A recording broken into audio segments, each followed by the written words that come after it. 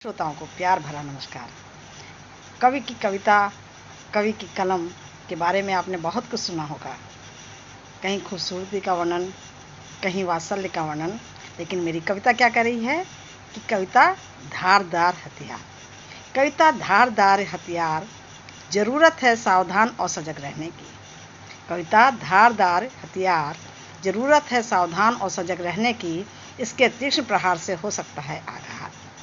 कविता के आघात से सजग रहना जरूरी है। कबीर के दोहों में प्रवाह बहा और बहता रहा।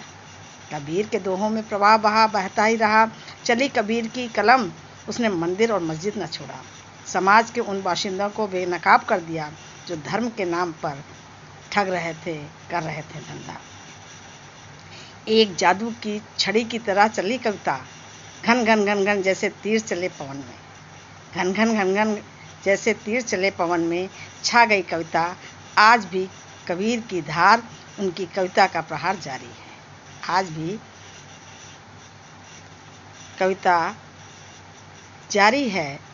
सूर्य ने उदास जन समुदाय को भर दिया था ममत्व के रंग में और रख दी थी कान्हा की छवि, जो मोह रहे थे हताश निराश जनता को। कंस और कालिया तो बहाना था, कंस और कालिया तो बहाना था। इसी से जनता के डर को निकालना था, इसी से जनता के डर को निकालना था। कविता की धार पैनी थी, प्रहार की क्षमता उससे भी बड़ी थी और खरी थी। कविता की धार पैनी थी, प्रहार की क्षमता उससे भी बड़ी थी और खरी थी।